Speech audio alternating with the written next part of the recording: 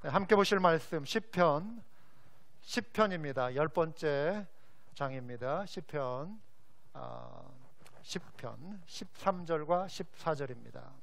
우리 한 목소리로 같이 읽도록 하시겠습니다. 어찌하여 악인이 하나님을 멸시하여 그의 마음에 이르기를 주는 감찰하지 아니하리라 하나이까. 주께서는 보셨나이다. 주는 재앙과 원한을 감찰하시고 주의 손으로 갚으려 하시오니 외로운 자가 주를 의지하나이다. 주는 벌써부터 고아를 도우시는 이시니이다. 아멘. 내일 모레는 미국에서 아주 중요한 날이죠. 우리 대통령 선거가 있는 날입니다.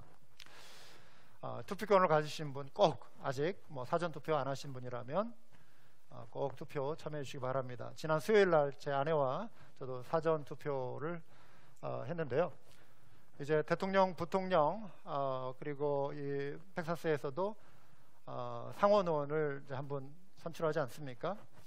그래서 저는 이제 그 두 유닛만 이렇게 투표하면 되는 줄 알고 그냥 갔는데 보니까 리스트를 보니까 34명을 투표를 해야 하는 거예요. 그래서 야, 이거 내가 이분들 일일이 내가 알지도 못하고 이분들이 어떤 공약을 가지고 있는지도 모르고 좀 잠깐 당황했습니다. 그런데 이제 나름대로 제가 가지고 있는 기준이 있어서 그냥 이렇게 긴 시간 걸리지 않고 투표를 하긴 했는데요. 이 미국을 볼 때 그래도 미국은 민주주의가 오래전부터 정착을 해서 이런 선거 같은 경우 보면은 정말 민주적인 방식으로 공정하게 선거를 진행합니다. 그런데 여전히 전 세계를 볼 때 그렇지 못한 나라들이 상당히 많아요. 여전히 독재자들이 많이 있고요. 그래서 정말 민주적인 절차가 무시되고 이런 이들의 굴림, 이들의 불법, 탄압 이런 것이 자행되는 나라들이 여전히 많이 있습니다. 이런 불의한 일을 대할 때 특히 정치적인 부분에 있어서 우리들은 나름대로 다 정치적인 의견들을 가지고 있기 때문에 정치 뉴스를 볼 때 여러분 어떤 때는 기쁘기도 하겠지만 또 안타깝고 화가 날 때도 많이 있을 거예요. 만약에 이런 불의를 행하는 어떤 그 정치가들의 그런 행동을 볼 때는 더 우리 속에 분노가 일어나죠. 그런데 이러한 불의한 일은 정치판에서만 일어나는 것이 아니죠. 삶의 다양한 영역 속에서 소위 말하는 어떤 자리 다툼, 이런 밥그릇 싸움 이런 것으로 인해서 자행되는 많은 불법들이 있습니다. 악한 자가 약한 자를 괴롭히는 그러한 일들, 힘 있는 자들에 의해서 힘 없는 자들이 억울한 일을 당하는 그러한 일들도 많이 있죠.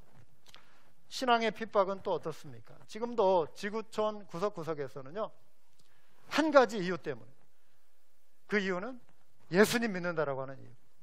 그들이 사회에서 악을 행하는 사람입니까? 선량한 시민들이죠.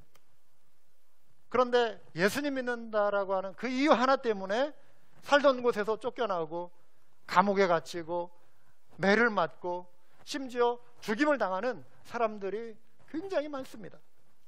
성경이 기록될 당시에도요, 압제에 눌려 구원을 갈망하던 사람들의 이야기가 많이 소개되고 있죠. 대표적으로 출애굽기에 보시면 하나님께서 모세를 보내시기 직전에 오랫동안 바로 왕의 그 탄압에 의해서 고생하고 신음하던 이스라엘 백성들의 그 탄식이 있었지 않습니까? 그 탄압이 바로에 의해서 자행되었죠. 사사시대를 보면 이스라엘 백성들이 이제 범죄할 때 하나님께서 그 이방 나라, 이방 족속을 일으켜서 옆구리에 가시처럼 와서 콕 찌르죠. 아파요, 그게. 일제시대 여러분, 우리가 그 시대를 살아보지는 않았지만 얼마나 이 우리 민족을 말살시키기 위해서 문화를 말살시키고 언어를 없애려고 하고 완전히 자기들의 속국을 삼기 위해서 일본이 강점했던 그 시대의 그 탄압, 이런 것처럼 사사시대도 마찬가지였어요. 잠깐 와서 지배한 것이 아니라 40년, 80년 이렇게 진행되는 때도 있었습니다. 그때 이 백성들이 절규하는 거예요. 하나님 살려주세요. 북왕국 이스라엘이 멸망하고 남왕국 유다가 멸망해서 많은 사람들이 포로로 이끌려갔을 때에도 이들이 끌려간 그곳에서 고향 땅 시온을 생각하며 눈물 짓고 한숨 짓던 그러한 시대, 그 이야기가 성경에 기록되어 있지 않습니까? 오늘 살펴볼 시편 10번째 챕터 시편의 상황도 압제 측면에서 볼 때 비슷합니다.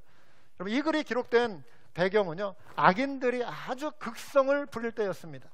사회적 공의가 무너지고 악한 자들이 약한 자를 약탈하는 그러한 상황이 이 시편의 배경인 것입니다. 시편 저자가 하나님께 이 상황을 바라보며 부르짖는 거예요. 1절에 우리가 읽지는 않았지만 여호와여, 이런 내용이 나와요. 어찌하여 멀리 서시며 어찌하여 환난 때에 숨으시나이까. 시편 저자는 이 상황을 환난이라고 표현하고 있습니다. 악한 자들의 이 압제, 이 탄압, 이곳에 이 상황 속에서 신음하는 사람들이 많이 있는 거예요. 여러분, 시인 김소월 씨가 이런 말을 했습니다. 초혼이라고 하는 시에서 불러도 대답 없는 이름이요, 부르다가 내가 죽을 이름이요. 아무리 하나님 찾아도 하나님이 침묵하고 계시는 거예요. 아무리 불러도 대답 없는 이름, 하나님이 응답하셔야 하는데 왜 하나님 침묵하십니까? 왜 멀리 서 계십니까? 어찌하여 환난 때 숨으십니까? 하나님의 응답 없음이 마치 하나님의 얼굴을 가리고 숨으신 것처럼 그가 묘사하고 있는 거예요. 하나님의 침묵을 이렇게 묘사하는 것입니다. 그가 말하는 이 환난의 장면은 2절과 3절에 구체적으로 드러나는데요, 악한 자가 교만하여 가련한 자를 심히 압박하오니 그들이 자기가 베푼 꾀에 빠지게 하소서. 악인은 그의 마음의 욕심을 자랑하며 탐욕을 부리는 자는 여호와를 배반하여 멸시하나이다. 이들의 어떤 압제, 탄압의 모습을 이렇게, 이 환난의 모습을 보여주고 있습니다. 자, 시인이 지금 쭉 설명하고 묘사하고 있는 이 악한 자들, 악인의 모습 속에 그런데 중요한 특징이 한 가지 나와요. 4절에 보면 이런 내용이 나오는데요, 그의 모든 사상에 하나님이 없다. 그의 사상에, 그의 생각에, 그의 마음 중심에 그가 또 표현하는 말 속에 뭐가 있냐면 하나님은 없다. 무슨 뜻이죠? 하나님을 인정하지 않는 것입니다. 하나님을 두려워하지 않는 것입니다. 하나님을 부인하는 것이죠. 말로, 행동으로 부인하는 것입니다. 이것이 그가 가진, 그 악인들이 가진 소위 말하는 세계관이라고 하는 거예요. 세계관은 세상을 바라보는 관점이에요. 창문이에요. 열린 창문으로 세상을 바라보듯 세상을 이해하는 방식, 이거를 세계관이라고 하는 거예요. 인간이 존재하는 이유, 어떻게 인간이 존재하게 됐는가, 이것도 세계관 속에 나와요. 인간이 살아가는 이유, 모든 것이 그 사람의 가치관과 세계관에 따라서 결정되고 그 사람이 그렇게 행동을 하게 되는 거예요. 여러분, 사람들이 악을 행할 때는요, 그냥 할 일 없어서 심심해서 하는 거 아니에요. 심심해서 하는 거 아니에요. 그 마음에 담겨있는 어떤 생각이 그 행동을 유발하는 거예요. 악한 행동은 그 생각 속에서 나오는 것입니다. 사람의 어떤 행동 방식은 생각과 관련된 거예요. 평상시에 악한 생각을 마음에 계속 키우다 보면 이게 자라서 열매로 드러나는 거예요. 사람을 죽일 때 마음속에서 그 사람은 누군가를 죽일 때 수도 없는 시나리오를 그립니다. 마음속에 미움이 결국 분노로 폭발이 돼서 살인을 저지르는데 마음속에 많이 사람을 이미 죽였어요. 생각 속에 결국 그 생각이 행동을 결정하는 거예요. 그래서 잠언 23장 7절에 대저 그 마음의 생각이 어떠하면 그 위인도 그러한즉, 사람의 사람됨은 그 생각이 그 사람됨을 결정한다. 그 사람의 진정한 모습은 그냥 한두 마디 말로써 드러나는 것이 아니라 그걸 봐도 대충 어떤 사람인지 이렇게 좀 사람을 많이 겪어본 분들은 쉽게 파악할 수도 있겠지만, 그러나 우리가 한두 마디 말 가지고 그 사람을 알지 못해요. 이런 측면 저런 측면 대화를 하다 보면 그 사람의 마음속에 차 있는 생각이 드러나면서 이 사람의 생각이 이러할 때 이 사람이 이런 사람이구나 결정을 하는 거예요. 잠언 23장 7절에 말씀 우리가 읽은 것처럼 그 마음의 생각이 어떠하면 그 위인도 그러하다. 예수님께서도 말씀하시기를 그들의 열매로 그들을 알지니 가시나무에서 포도를 또는 엉겅퀴에서 무화과를 따겠느냐. 여러분, 이 잡목에서 이 정말 아름다리 좀 먹음직스러운 이런 과실이 맺힐 수가 없다라고 하는 것입니다. 뿌리가 열매를 결정하는 거예요. 그 나무의 나무됨이 그 열매를 결정하는 것이죠. 그래서 우리 마음에 평상시 무엇을 담아두느냐가 중요합니다. 건강한 음식이 건강한 몸을 형성합니다. 여러분들 다이어트 식품, 요즘처럼 우리가 이런 고지혈증, 콜레스테롤, 고혈압 이런 게 항상 우리에게 이제 나이가 들수록 이게 계속해서 우리를 공격하잖아요. 그래서 음식에 신경을 쓸 때 여러분들이 좀 더 야채를 많이 드시려고 하고 또 과일을 많이 드시려고 하고 이게 나름대로 이렇게 신경을 쓰잖아요. 건강한 음식이 건강한 몸을 형성합니다. 그렇듯이 건강한 생각이 그 사람의 건강한 사상을 만들어내는 거예요. 건강한 정신을 만들어내는 것입니다. 그래서 여러분 시편 19편 14절에 나의 반석이시여 나의 구속자이신 여호와여 내 입의 말과 마음의 묵상이 주님 앞에 연락되기를 원하나이다. 내가 묵상하는 거 이거 그래서 우리가 잘 생각해 봐야 돼. 평상시에 내가 주입하는 어떤 정보가 프로세스의 과정을 거쳐서 입력, 프로세스, 산출, 인풋, 프로세스, 아웃풋 이게 우리의 어떤 삶의 시스템이에요. 내가 무엇을 자꾸만 집어넣느냐가 그게 생각할 거리가 되는 거예요. 그것을 생각하면 행동이 그렇게 나오는 것입니다. 좋은 것을 하나님의 말씀이나 좋은 양서나 좋은 이야기를 듣고 좋은 것을 보면 내 마음이 부드러워지고 풍성해지고 은혜로워지고 그러한 삶을 살고 싶은 행동으로 이렇게 나오는 거예요. 그렇죠? 여러분 동의하시죠? 그래서 내가 무엇을 채워넣느냐 이게 중요한 것입니다. 자, 하나님을 부정하며 하나님을 두려워하지 않는 악인에 대한 이야기를 지금 드리고 있는데, 자, 이러한 삶의 모습 속에 하나님을 인정하지 않는 그의 모습을 단정짓는 표현하는 한 단어가 있는데 그게 바로 교만이라고 하는 것이죠. 그래서 6절에 그 교만을 드러내는데 나는 흔들리지 아니하며 대대로 환난을 당하지 아니하리라 이렇게 말해요. 나는 절대 쓰러지지 않는다. 절대 어느 누구도 나를 견제할 수 없다. 어느 누구도 나를 무너뜨릴 수 없다. 나의 힘은 강건하다. 나는 절대 흔들리지 않는다. 대대로 환난을 당하지 않을 것이다. 교만이죠. 교만. 그리고 7절 8절에 그의 입에는 저주와 거짓과 포악이 충만하여 그의 혀 밑에는 잔해와 죄악이 있나이다. 그가 마을 구석진 곳에 앉으며 그 은밀한 곳에서 무죄한 자를 죽이며 그의 눈은 가련한 자를 엿보나이다. 남 해할 궁리만 하고 남 해칠 그런 연구만 하는 거예요. 악인의 모습에 하나님을 부정하고 교만한 자. 여러분 이 세상에 영원히 흔들리지 않을 사람이 있습니까? 영원히 흔들리지 않을 제국이 있습니까? 2000년 지난 역사 속에서 1000년 이상, 물론 로마는 뭐 정말 영원한 제국이 있습니까? 길어야 500년 600년. 영원한 제국이 없어요. 영원한 단체가 있습니까? 없습니다. 오직 하나, 영원히 흔들리지 않는 것은 하나입니다. 그것은 바로 하나님의 나라입니다. 하나님의 나라. 그래서 히브리서 10장 28절 29절에 그러므로 우리가 흔들리지 않는 나라를 받았은즉, 흔들리지 않는 나라를 받았은즉, 여러분 우리에게 보장된 하나님의 나라는 안전합니다. 흔들리지 않습니다. 할렐루야. 나라가 무너지면 백성들이 혼비백산하는, 하나님의 나라는 흔들리지 않는다. 영원한 하나님의 나라. 그래서 은혜를 받자. 이로 말미암아 경건함과 두려움으로 하나님을 기쁘시게 섬길지니 우리 하나님은 소멸하는 불이심이라. 오히려 하나님의 권능이 소멸하는 불로서 교만하고 영원할 것처럼 느끼는 개인과 제국들을 무너뜨리실 수 있는, 불태우실 수 있는 능력을 가지신 게 하나님의 능력이라고 하는 거예요. 한때 세상을 호령하던 권력자들도 세월이 지나면 사라집니다. 악을 일삼던 독재자들. 1990년도에 제가 버지니아에 처음 유학을 왔을 때 동부 유럽에서 그 루마니아에서 유학생들이 왔어요. 그 학교에 그 설립자께서 정말 그릇이 큰 분이, 마음이 좋으셔가지고 이분들을 다 전액 장학금 생활비까지 다 보내줘가지고 여러 사람들을 이 학교로 초대했어요. 루마니아에서. 루마니아에 복음을 들고 나갈 일꾼을 키우자. 그러니까 이제 구소련 공산권이 막 무너지면서 루마니아 그때 독재자 차우셰슈크, 우리 그때 뉴스를 통해 봤어요. 그가 어떻게 비참한 치유를 맞이하는지.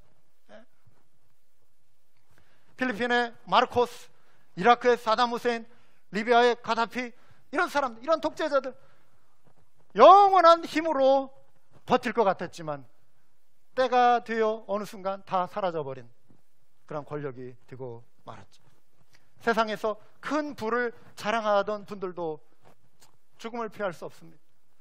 죽음은 악인에게도 선인에게도 노구에게나 다 찾아옵니다.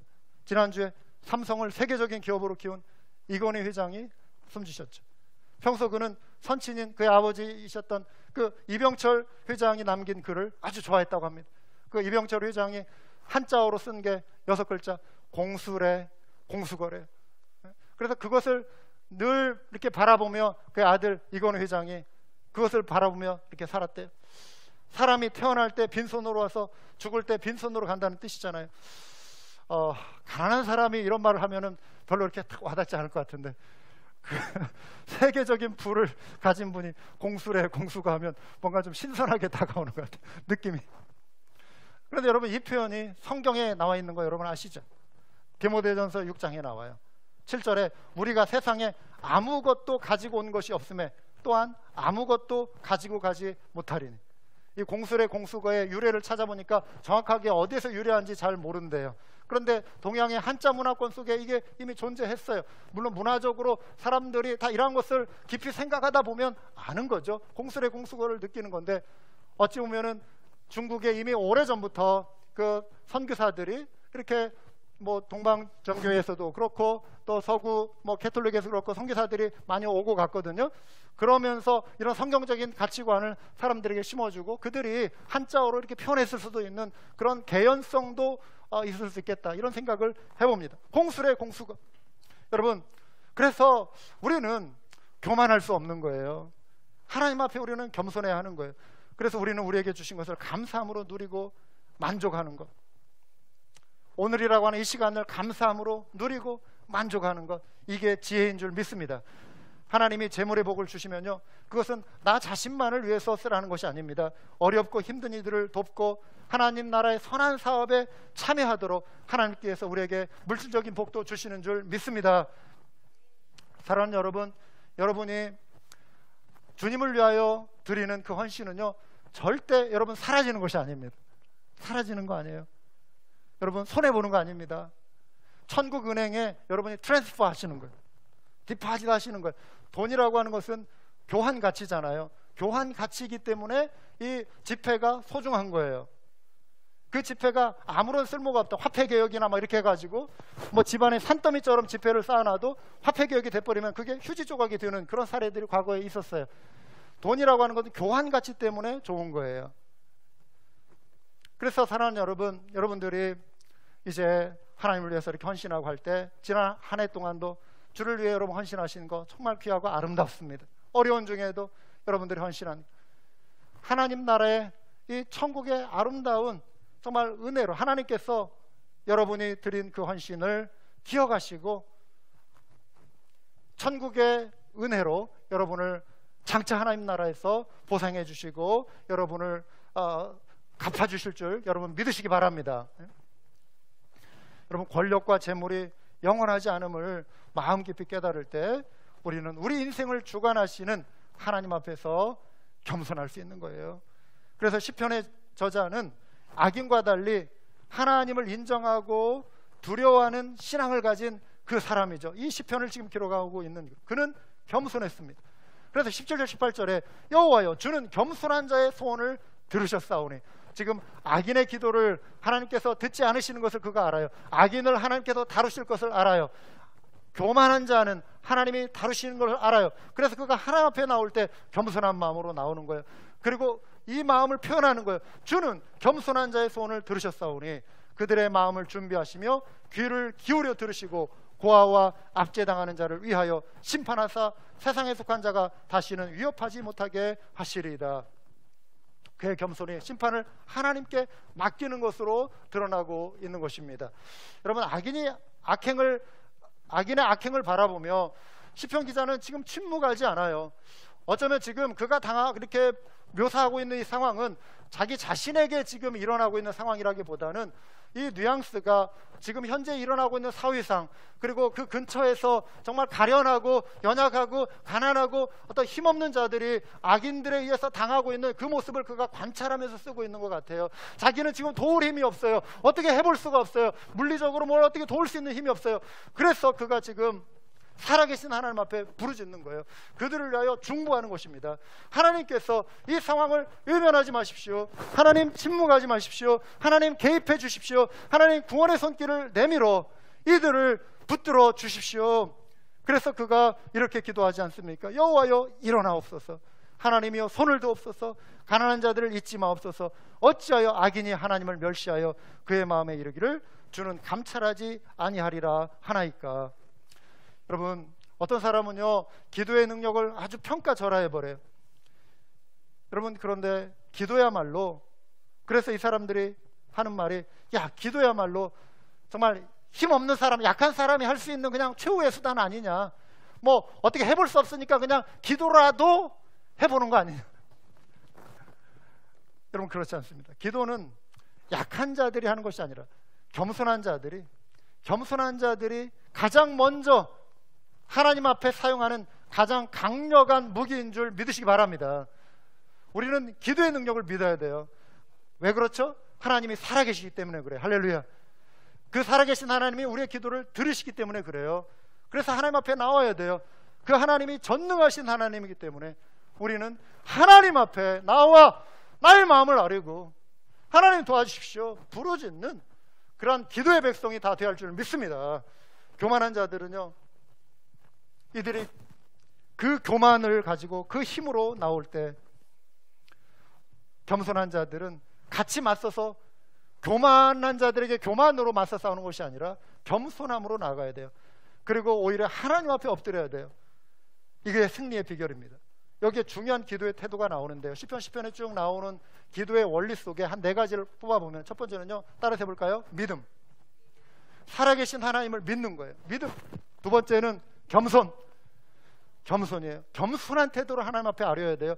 하나님이 교만한 자를 대적하시고 겸손한 자의 기도를 들으신다고 약속했기 때문에 우리는 언제나 하나님 앞에 겸손하게 나와야 돼요. 세 번째는 긍휼이에요. 불쌍히 여기는 마음, 지금 힘없고 연약하고 가련하고 어려운 자들을 향한 동일시의 마음. 이 시편 기자가 그냥 대충 봐서 저 사람도 어렵네, 하나님 도와주세요, 이 정도가 아니에요. 여러분, 강력한 기도, 응답받는 기도는요, 누군가를 위해 중보할 때 그 사람의 고통이 내 마음에 절실히 와 닿아야 돼요. 그 사람의 눈물이 나의 눈물이 되고 그 사람의 아픔이 나의 아픔이 되고, 하나님 차라리 저 사람의 고통이 나의 고통이 되기 원합니다 라고 하는 단계까지 갈 때 그 기도는 능력 있는 기도, 응답받는 기도, 강력한 기도가 됨을 믿으시기 바랍니다. 중보 기도는 이래야 돼요. 마음이, 긍휼의 마음이, 기도해주는 그들을 위한 그 긍휼의 마음이 그 상황과 일치가 돼야 돼요. 그리고 네 번째 원리는 하나님의 뜻. 따라서 해볼까요? 하나님의 뜻. 하나님의 뜻대로 구하는 기도해야 합니다. 시편 저자가 지금 하나님의 뜻대로 기도를 하고 있어요. 어떻게 그걸 알 수 있죠? 하나님이 어떤 분이시죠? 하나님이 억눌리고 가난하고 눌린 자, 압제당하는 자들의 편이 되어주시기 때문에 그걸 알아요. 이미 하나님은 이스라엘 백성들에게 출애굽기에서 이 말씀을 하셨어요. 22장 21절에 너는 이방 나그네를 압제하지 말며 그들을 학대하지 말라. 너희도 애굽 땅에서 나그네였음이라. 니들 나그네 신세 얼마나 힘들고 고난이었는지 알지 않느냐? 히브리인이라고 하는 말이 강을 건넌 사람들이에요. 아브라함이 본토 친척 아비집을 떠나 강을 건너서 하나님이 가라 하신 그 땅으로, 가나안 땅으로 갔어요. 그가 히브리인의 조상이에요. 강을 건너온 사람이라고 하는 별명을 들었어요. 아브라함이 히브리인, 강을 건넌 사람, 유랑자들, 정처 없이 목적 없이 나그네 된 자들, 너희가 바로 그런 자들이었다. 그런데 힘없고 연약한 이방 족속이 이제 너희가 이렇게 큰 백성을 이뤘는데, 무리를 이뤘는데 같이 껴서 함께 살고자 할 때 무시하지 말아라. 소수인종이라고, 소수민족이라고 무시하지 말아라. 그거예요. 그리고 과부나 고아를 해롭게 하지 말아라. 네가 만일 그들을 해롭게 함으로 그들이 내게 부르짖으면 내가 반드시 그 부르짖음을 들으리라. 반드시 부르짖음을 들으리라. 힘없고 연약한 자들을 압제하는 것을 고소하면 내가 그거 들어주겠다. 그들의 탄식 소리 내가 듣겠다. 하나님의 약속이에요. 이건 하나님의 뜻이에요. 이걸 기억하면서 시편 저자가 기억한 것이 이것이 아닐까 싶어요. 이 하나님의 약속, 하나님이 싫어하시는 죄악 중에 하나가 바로 약한 자들을 압제하는 것입니다. 악인들이 지금 이 일을 행하고 있어요. 사랑하는 여러분, 우리의 기도는 하나님의 뜻대로 구하는 기도할 줄 믿습니다. 요한일서 5장 14절, 그를 향하여 우리가 가진 바 담대함이 이것이니 그의 뜻대로 무엇을 구하면 들으심이라. 그래서 여러분, 강력한 기도 응답을 불러오는 기도는 하나님을 믿고 겸손하게 긍휼의 마음을 가지고 또 긍휼히 여기시는 하나님을 바라보며 하나님의 뜻대로 구하는 기도입니다. 조영기 목사님 여러분 잘 아시죠? 전 세계에서 70만 이 성도, 세계에서 제일 큰 교회를 한때 이끌었던 목사님. 그분이 이제 좀 노년에 이렇게 좀 보여주신 모습 중에는 하나님의 영광을 좀 가리는, 제가 이렇게 쉽게 판단하기는 좀 그렇지만 그냥 제가 이렇게 볼 때도 좀 왜 저러셨을까 싶은 그런 아쉬움, 안타까움도 있어요. 그렇지만 처음 이분이 전도사 시절에 개척하며 또 이후에 하나님이 그분을 사용하신 이야기를 보면 참 놀랍고 참 많은 교훈을 주는 이야기들이 많아요. 얼마 전에 제가 유튜브로 이분의 간증 내용을 좀 들었는데요. 서울에서 이제 이분이 가난한 판자촌에서 개척을 시작을 했습니다. 불광동, 지금은 전혀 다른 세상이지만 6.25 직후에 정말 가난한 사람들이 몰려서 판자로 이렇게 막 엮어가지고 집을 지어서 살고 있는, 거기에 이분도 그 밭에다가, 남의 밭에다가 천막 하나 치고 교회를 시작한 거예요. 전도를 나갔는데 어느 집에 가니까 아들만 9인 집이 있더랍니다. 남편은 10년째 알코올 중독. 그 알코올 중독이 어느 정도냐면 술이 취하면은 그 불광동에 이런 큰 못이 하나 있었는데, 연못처럼, 거기는 서울 시내 모든 그 당시에 이런 뭡니까 이런 그 배수 시설이니 또 화장실 이렇게 이런 것들이, 수세식 이런 것들이 발달이 안 됐을 때니까 그 오물을 다 갖다가 거기에다가 부었대요. 모아놓은 거. 그런데 술만 취하면 거기 들어가서 목욕을 한대요, 남편이. 그러니까 사람들이 새끼줄로 이렇게 가지고 목을 엮어서 끄집어내고, 아들들 9은 가난하니까 길거리 가서 구두 닦고 그냥 방황하고 그냥 그렇게 살아요. 아주머니 흙으로 이렇게 만든 토담집, 정말 허물어져가는 허름한 집에 있는 그 아주머니 찾아가, 예수님 믿고 천국 가셔야죠, 예수님 안 믿으면 지옥 갑니다. 그랬더니 대뜸 그 아주머니가 이북 말투로 싸납게 이렇게 말하면서, 내가 지금 사는 게 지금 지옥인데, 당신이 말하는 지옥 무섭지도 않다고, 이게 지금 지옥인데, 그리고 천국이요? 아니, 하나님이 죽어서 천국 그렇게 좋은 거 보여주시고 좋은 데서 살게 하시는 분이시라면, 그렇게 능력이 많으시는 분이라면 왜 지금 살았을 때 좀 천국 좀 저에게 보여주시지 않습니까? 내가 바라는 게 대단한 건 줄 아십니까? 지금 자식들 11 식구가 이불떼기 하나 가지고 사는, 이불떼기 하나. 그래가지고 솜으로 뭉친 이불인데 하도 그냥 발겨지라 이렇게 해가지고 한라산, 백두산 모양 2개가, 봉우리가 이렇게 뭉쳐있는 이불. 담요 몇 장에 쌀 몇 푸대, 이 정도면 내가 천국으로, 하나님이 천국을 내가 지금 누리겠습니다. 목사님이 그 말을 들으니까 말이 맞는 것 같더래요. 그냥 신학교에서 배운 대로 예수님 믿고 천국 가서 이 말 가지고는 이렇게 가난하고 힘든 사람들에게 먹히지도 않는다. 그래가지고 이 아주머니에게 오히려 설득된 느낌이어가지고 집에 이제 교회에 돌아가지고 성경을 다시 읽는데, 복음서, 사도행전 읽는데, 그분이 새롭게 눈이 열리면서 성경이 깨달아지더래요. 그게 뭐냐면은 예수님은 그냥 천국에 대해서 말씀만 하신 것이 아니라 천국을 나눠주셨다. 예수님은 천국을 나눠주셨다. 가난한 자들 먹여주시고, 오병이요, 죽어가는 자 살려주시고, 병든 자 고쳐주시고, 죽은 자 이렇게 세워주시고, 천국의 실제, 하나님 나라의 실제를 나눠주신 분이시다. 아, 그렇구나. 이 예수님을 만나 우리가 천국을 이 땅에서도 경험해야겠다. 이분의 신학이 거기서 나왔더라고요. 신학교 때부터 이런 삼박자 축복, 여기에 대한 여러 가지 의견들이 있지만, 어쨌든 가난한 그 시대에는 이게 필요했어요. 이게 복음이에요. 사람들, 내 영혼이 잘된 같이 범사에 잘되고 강건하길 원한다. 우리 영혼이 잘되고, 그다음에 이 땅에서도 하나님이 주시는 천국을 누리면서 가정이 변화되고 삶이 변화되고, 가난을 면하고, 이 찢어질 대로 찢어진 사람들, 가난한 사람들에게 이 실제적인 땅의 역사, 이거를 보여줘야 한다. 그래서 이분의 신학이 거기서 나왔다는 말씀을 하시더라고요. 이해가 됐어요.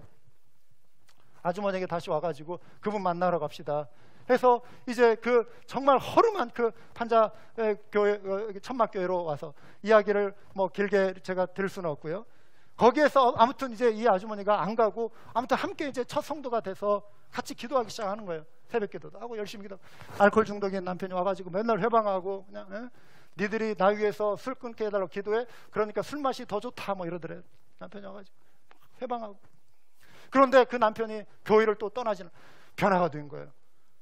예수님 믿고 쓰러졌는데 기도했을 때 막 이렇게 그 안에 있던 막 귀신이 떠나가고 그 이후로 술을 다 끊고 완전히 변화가 된 거예요. 그러면서 그 교회 장로가 됐대요. 자식 10명이 다 교육받고 그 중에 9명 중에 3명이 목사가 됐대요. 직장에 남편이 취직해서 돈을 열심히 또 벌고 해가지고 집을 샀대요. 이 가정이 완전히 변화된 거예요. 예수님 믿었더니 정말 그 하나 약속의 성경에 약속했던 그 천국이 내 삶의 실제가 되었구나. 이 소문을 듣고 사람들이 막 몰려오기 시작하면서 예, 이래저래 또 뭐 병고침의 역사도 있고 그래서 예, 오늘날의 여의도 순복음교회가 됐다는 것이죠. 사랑하는 여러분, 여기에서 제가 말씀드리려고 하는 포인트는 뭐냐면 주의 뜻대로 부르짖는 기도예요. 성경의 약속을 붙들고 기도하는 것입니다. 예수님이 보여주신 것, 성경이 약속하고 있는 것, 그것을 우리가 문자적으로 있는 그대로 의심 없이 믿고 구하는 그런 열정적인 신앙, 그런 매달리는 신앙이 우리 모두에게 필요한 줄 믿습니다. 그래서 시편 기자가 보셨나이다, 하나님이 보셨나이다 이런 표현을 하는 거예요. 하나님이 바라보신다는 거예요. 우리의 상황과 처지와 형편을 아신다는 거예요. 14절에 주께서는 보셨나이다. 주는 재앙과 원한을 감찰하시고 주의 손으로 갚으려 하시오니 외로운 자가 주를 의지하나이다. 주는 벌써부터 고아를 도우시는 이신이다. 하나님이 손 내밀어 일하시기 시작하셨습니다. 하나님이 보셨습니다. 사랑하는 여러분, 기도하실 때 하나님의 약속을 믿고 주장하며 기도하시기 바랍니다. 힘들고 억울한 일이 있어도 낙심하지 마시고 기도하시기 바라요. 살아계신 하나님을 믿고 겸손한 태도로 긍휼의 마음을 가지고 하나님의 뜻대로 구하시기 바라요. 왜 우리가 이렇게 기도할 수 있죠? 하나님이 보시기 때문에, 하나님이 우리를 아시기 때문에, 하나님이 우리를 살피시기 때문에 그것을 믿고 구하는 것입니다. 이 고백은 최후 승리를 믿는 자들의 고백이기도 해요. 하나님의 역사 속에, 하나님이 우리 역사 속에 개입하셔서 하나님이 일을 진행하심을 우리가 믿기 때문에 우리가 기도할 수 있는 것입니다. 하나님은 침묵하시고 숨으시는 분이 아니시라 우리 삶 속에 하나님의 역사를 드러내시는 분이세요. 애굽에서 탄식하던 백성들의 고통을 하나님이 들으시고 모세를 보내신 것처럼 사단의 권세 아래 신음하던 우리를, 인류를 구원하시기에 그 아들 예수 그리스도를 때가 참에 보내신 것처럼 갈보리 언덕 십자가에 죽으시고 부활하심으로 사단의 죽음의 권세를 짓밟고 승리하신 것을 우리가 믿으면 우리 그리스도인의 모든 삶의 드라마는 해피엔딩이라고 하는 이 사실, 그래서 우리는 승리했고 승리할 것을 믿는 믿음으로 우리가 오늘도 좌절하지 않고 나아갈 수 있는, 전진할 수 있는 신앙임을 믿으시기 바랍니다. 하나님 우리 삶의 형편과 마음의 손을 보고 계셔요. 살피십니다. 살피십니다. 한 구절만 더 소개하면요, 이사야 선지자가 이런 말을 해요. 야곱아 어찌하여 네가 말하며 이스라엘아 네가 이르기를 내 길은 여호와께 숨겨졌으며, 하나님이 감추셨다, 하나님이 하나님의 눈에 들어오지 않는다 이런 뜻이잖아요. 내 길은, 내 송사는, 내 억울한, 내 이 안타까움, 하소연하고 싶은 마음은 하나님에게서 벗어난다. 하나님이 관심을 두지 않으신다. 왜 이렇게 말하느냐 이거예요. 그렇게 말하지 말아라 이거예요. 너는 알지 못하느냐, 듣지 못하였느냐. 영원하신 하나님 여호와, 그분이 누구시냐? 땅끝까지 창조하신 이시다. 그분은 피곤하지 않으신다. 힘이 없어서 못 도우시는 분이 아니시다. 곤비하지 않으시는 분이시다. 명철이 한이 없으시다. 피곤한 자에게 능력을 주신다. 무능한 자에게 힘을 더하신다. 그래서 소년이라도, 힘이 왕성한 소년이라도 설령 곤비하고 장정이라도 넘어질지라도 중요한 것, 여호와를 앙망하는 자, 여호와께 소망을 둔다는 뜻이에요. 하나님이 바라보심을 아시고 믿음으로 구한다는 뜻이에요.